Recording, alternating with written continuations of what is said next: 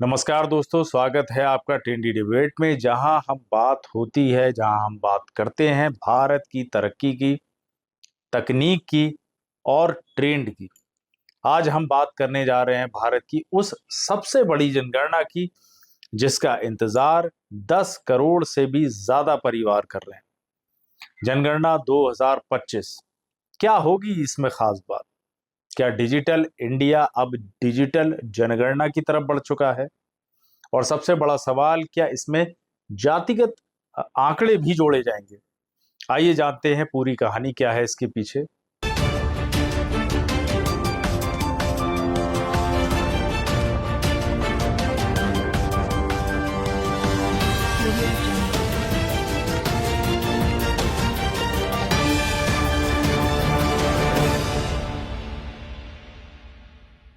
क्या आप जानते हैं कि भारत की जनगणना केवल लोगों की गिनती नहीं है, बल्कि यह देश की आत्मा का आईना है।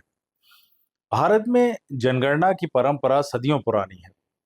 पहली आधुनिक जनगणना की शुरुआत ब्रिटिश शासन के दौरान हुई थी और ये साल 1872 में हुई थी। लेकिन पहली संपूर्ण और नियमित जनगणना हुई थी साल 1881 में, और तब से लेकर अब तक हर 10 साल में एक बार यह प्रक्रिया चलती आ रही है, बिना रुके और बिना थके। यह दुनिया का सबसे बड़ा प्रशासनिक और सांख्यिकी अभियान है। आजादी से पहले जनगणना का उपयोग शासन, नियंत्रण और कर वसूली के लिए किया जाता था, लेकिन आजाद भारत में यह बन गई है विकास की योजना, नीतियों की रीढ़ और सामाजिक न्याय का आधार। जनगणना बताती है कि देश में कितने लोग हैं, कहाँ रहते हैं, क्या करते हैं, किस भाषा को बोलते हैं, किस धर्म या जाति से संबंधित हैं और उनके पास कौन कौन सी बुनियादी सुविधाएं हैं। अब तक भारत में 16 राष्ट्रीय जनगणनाएं हो चुकी हैं। आखिरी बार 2011 में यह जनगणना हुई थी। 2021 की जनगणना, जो कोविड 19 के कारण टल गई थी, अब 2025 में होने जा रही है। लेकिन दोस्तों, इस बार की जनगणना सिर्फ एक आंकड़ों का संग्रह नहीं होगी।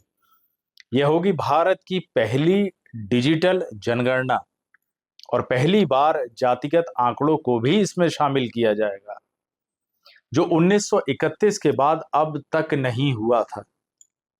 तो चलिए इस ऐतिहासिक जनगणना के बारे में पूरी जानकारी लेते हैं, इसके बदलाव, इसमें आने वाली चुनौतियां और हमारे भविष्य पर इसका क्या प्रभाव होगा। देखिए, जनगणना यानी पॉपुलेशन सेंसस, ये कोई मामूली सर्वे नहीं होता। ये है देश की आत्मा की तस्वीर। हर 10 साल में भारत सरकार देश की जनसंख्या, उसके सामाजिक ढांचे, धर्म, शिक्षा, रोजगार, घर पे मिलने वाली सुविधाएं और अब जाति तक की गिनती करती है। 2011 में हुई थी आखिरी जनगणना, और जो 2021 में होनी थी, जो कोविड 19 के कारण टाल दी गई थी, वो अब 2025 में फिर से जनगणना होगी। बट इस बार कुछ चीजें बिल्कुल अलग होंगी। सबसे बड़ा बदलाव यह होगा कि भारत की ये पहली डिजिटल जनगणना होगी, जिसमें मोबाइल ऐप के जरिए लोग खुद अपनी जानकारी भर सकेंगे। सर्वे करने वाले टैबलेट्स का इस्तेमाल करेंगे, और जिसमें कागज कलम की कोई बात नहीं होगी, पूरी तरीके से छुट्टी होगी। डेटा तुरंत डिजिटल फॉर्म में सरकार के पास पहुंचेगा, तेज और बिल्कुल सटीक। अब आते हैं सबसे चर्चित विषय पर, यानी जातिगत जनगणना। इस बार केवल SC ST ही नहीं, बल्कि OBC और अन्य जातियां भी इसमें गिनी जाएंगी। 1931 के बाद यह पहला मौका है जब भारत में सभी जातियों का रिकॉर्ड तैयार किया जाएगा, और ये डेटा सरकार को योजनाएं बनाने में, आरक्षण तय करने में और सामाजिक न्याय को लागू करने में मदद करेगा। लेकिन साथ ही साथ इस पर राजनीतिक बहस भी तेज हो चुकी है। कुछ लोग तो ये भी कहते हैं कि ये जरूरी है, तो कुछ लोग ये कहते हैं कि ये समाज को बांटेगा। जनगणना में आपसे क्या क्या पूछा जाएगा? जनगणना में आपसे आपका नाम, उम्र, लिंग यानी जेंडर, धर्म और संप्रदाय, और साथ ही साथ जाति भी पूछी जाएगी। आप एससी, एसटी, ओबीसी या जनरल हैं, ये भी आपसे पूछा जाएगा। शिक्षा और रोजगार पूछा जाएगा। आपके घर की स्थिति पूछी जाएगी। आप बिजली, पानी, शौचालय जैसी बेसिक चीजों का इस्तेमाल कर रहे हैं या नहीं, ये भी आपसे पूछा जाएगा। आप मोबाइल और इंटरनेट का इस्तेमाल कर रहे हैं या नहीं कर रहे हैं, ये भी आपसे पूछा जाएगा। आपके घर में कितने लोग हैं, और भी बहुत कुछ। अब आप सोच रहे होंगे कि इतनी जानकारी सरकार को क्यों चाहिए, इसका उपयोग कहाँ होगा। देखिए, ये डेटा सरकार के लिए होता है और सरकार के लिए ये डेटा बहुत जरूरी है, और ये डेटा सरकार के लिए योजनाएं बनाने में काम आता है, बजट तय करने में काम आता है, सीटों का आरक्षण तय करने में काम आता है, और संसदीय क्षेत्रों की सीमा भी यही डेटा तय करता है। और अब राष्ट्रीय नागरिक रजिस्टर तैयार करने में भी इसका रोल बहुत ही अहम होगा। भारत में 2025 की जनगणना कई मायनों में ऐतिहासिक होने जा रही है। यह पहली डिजिटल जनगणना होगी जिसमें संभवतः जातिगत आंकड़े भी शामिल किए जाएंगे, लेकिन इसके साथ साथ इसमें कई चुनौतियां भी आने वाली हैं, जो इसे जमीनी स्तर पर लागू करने में सबसे कठिन बना सकती हैं। यहाँ पर 2025 की जनगणना से जुड़ी मुख्य चुनौतियों का एक विस्तृत विश्लेषण में प्रस्तुत करने जा रहा हूँ, जिसमें पहला है डिजिटल रूपांतरण की चुनौती होगी, जिसमें भारत की जनगणना 2025 में पहली बार मोबाइल ऐप और टैबलेट के माध्यम से डेटा इकट्ठा किया जाएगा। और इसमें आने वाली चुनौती है कि ग्रामीण और दूर दराज इलाकों में इंटरनेट की पहुंच आज भी बहुत सीमित है। डेटा एंट्री में तकनीकी त्रुटियों की भी संभावना इसमें होगी। सर्वे कर्मियों को टैबलेट और ऐप का प्रशिक्षण इसमें दिया जाएगा। साइबर सुरक्षा और डेटा हैकिंग का खतरा बना रहेगा।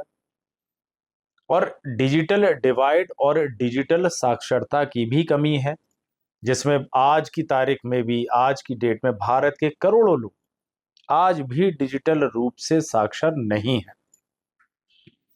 चुनौतियों की अगर मैं बात करूं तो आम नागरिक ऐप से अपनी जानकारी भरने में असहज हो सकते हैं।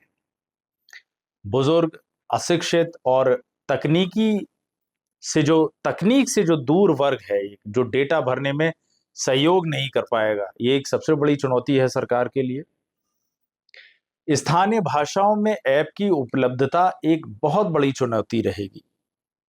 जातिगत जनगणना की सामाजिक और राजनीतिक संवेदनशीलता 1931 के बाद पहली बार सभी जातियों को गिनने का जो प्रस्ताव है, उसमें भी बहुत चुनौतियां हैं, जिसमें जाति आधारित आंकड़े समाज में विभाजन या तनाव पैदा कर सकते हैं।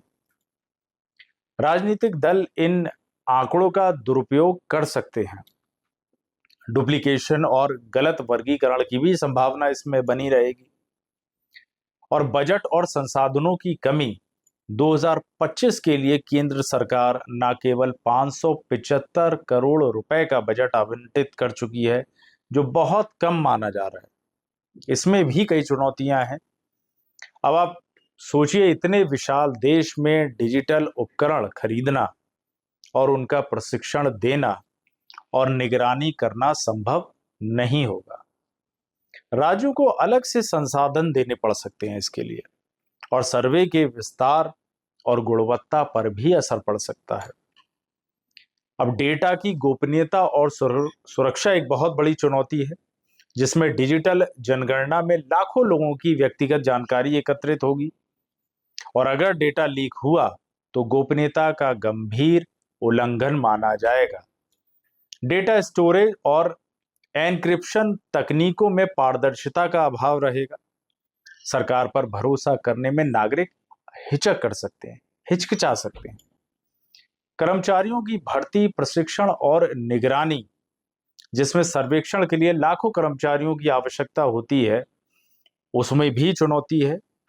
प्रशिक्षित मानव संसाधन की कमी रहेगी। ग्रामीण क्षेत्रों में निगरानी और पारदर्शिता सुनिश्चित करना, ये बहुत बड़ी चुनौती है सरकार के लिए। हड़ताल, बहिष्कार या विरोध की स्थिति भी पैदा हो सकती है। प्राकृतिक आपदाएं और अप्रत्याशित स्थितियां, जनगणना एक राष्ट्रव्यापी आयोजन है चूंकि, लेकिन कई बार स्थानीय या राष्ट्रीय आपदाएं इसमें बाधा बन सकती हैं। बाढ़, चक्रवात, भूकंप जैसे आपातकालीन हालत या हालात इस जनगणना के दौरान आ सकते हैं। राजनीतिक अस्थिरता या चुनावों का समय टकरा भी सकता है। कानून व्यवस्था की स्थिति भी बिगड़ सकती है जनगणना के दौरान। और जनता की भागीदारी और जागरूकता की कमी तो है ही, ये सबसे बड़ी चुनौती है सरकार के लिए, जिसमें जनगणना की सफलता नागरिकों की भागीदारी पर निर्भर करती है। और चुनौती इसमें यह है कि कई लोग इसे जरूरी आज भी नहीं मानते, गलत या अधूरी जानकारी दे सकते हैं, पहचान छिपा सकते हैं, डर की वजह से हो, ये भी हो सकता है बहुत बड़ी चुनौती सरकार के लिए कि वो जानकारी ही ना दें। अब इन चुनौतियों का क्या समाधान हो सकता है? समाधान ये है कि व्यापक जागरूकता अभियान चलाया जाए। रेडियो, टीवी, सोशल मीडिया पर सर्वे कर्मियों को स्थानीय भाषा में प्रशिक्षित किया जाए। एक मजबूत साइबर सुरक्षा ढांचा तैयार किया जाए। सर्वे के दौरान स्वतंत्र निगरानी तंत्र की व्यवस्था की जाए। स्थानीय पंचायतों और स्कूलों को सहयोग में शामिल किया जाए और जनगणना को जन आंदोलन की तरह चलाया जाए। 2025 निश्चित रूप से एक ऐतिहासिक और तकनीकी बदलाव का प्रतीक होगी, लेकिन चुनौतियों से निपटे बिना यह सफल नहीं हो सकती। इसलिए सरकार, समाज और हर नागरिक को मिलकर इसे पारदर्शी, सुरक्षित और समावेशी बनाना होगा। क्योंकि जनगणना सिर्फ एक सरकार का प्रोजेक्ट नहीं है, यह भारत के हर नागरिक की साझी जिम्मेदारी है। तो जब 2025 में जनगणना का दौर शुरू हो और आपका एक छोटा सहयोग करोड़ों लोगों की भविष्य को दिशा देगा। अब सवाल यह है, क्या यह जनगणना एक इतिहास बना पाएगी? जवाब है बिल्कुल। ये होगी इतिहास की सबसे बड़ी जनगणना, क्योंकि ये डिजिटल है, व्यापक है, जातिगत है, तेज और आधुनिक। इससे भारत की अगली पीढ़ी की नीतियां तय होंगी। यह सिर्फ डेटा नहीं है, यह भारत के भविष्य का एक रोड मैप है। तो दोस्तों, भारत की जनगणना केवल आंकड़ों का संग्रह नहीं है, यह भारत की आत्मा की झलक है। 1872 में जब पहली बार भारत में आधुनिक जनगणना का विचार आया, तब किसी ने नहीं सोचा होगा कि एक दिन यह दुनिया का सबसे बड़ा लोकतांत्रिक आंकड़ा अभियान बन जाएगा। 1881 से शुरू हुई यह नियमित परंपरा अब 140 सालों से भी ज्यादा पुरानी हो चुकी है और हर दशक में यह हमें बताती है कि हम कहाँ थे, कहाँ हैं और कहाँ जा रहे हैं। यह जनगणना हमें बताती है कि हमें कितनी प्रगति की है हमने, किन क्षेत्रों में हमें और मेहनत करनी है और किन तबकों तक अभी भी विकास की रोशनी नहीं पहुंची है। 2025 की जनगणना सिर्फ एक और गिनती नहीं होगी, यह एक डिजिटल युग की शुरुआत है और यह सिर्फ रिकॉर्ड नहीं बनाएगी, बल्कि भविष्य के भारत का एक खाका खींचेगी। जातिगत आंकड़ों को शामिल करना हो या डिजिटल तकनीक का उपयोग करना हो, यह जनगणना इतिहास में एक नया अध्याय जोड़ने जा रही है। अब यह हम सभी की जिम्मेदारी है कि हम इसमें भाग लें, सच्ची और सटीक जानकारी दें, ताकि एक समावेशी, सशक्त और सटीक भारत का निर्माण हो सके। याद रखिए, जनगणना केवल सरकार की जिम्मेदारी नहीं है, हर नागरिक का कर्तव्य है। तो अब 2025 में आपके दरवाजे पर डेटा कलेक्टर आए या ऐप से जानकारी भरने का समय आए, तो सरकार का सहयोग करें, भाग लें और एक जिम्मेदार नागरिक बने। क्योंकि जनगणना सिर्फ यह नहीं बताती कि हम कितने हैं, बल्कि यह भी बताती है कि हम कौन हैं, हमें कैसे आगे बढ़ना है। तो कमेंट करके बताइए कि आपके क्षेत्र में आखिरी बार जनगणना कब हुई थी? आपकी इस पर क्या राय है? धन्यवाद।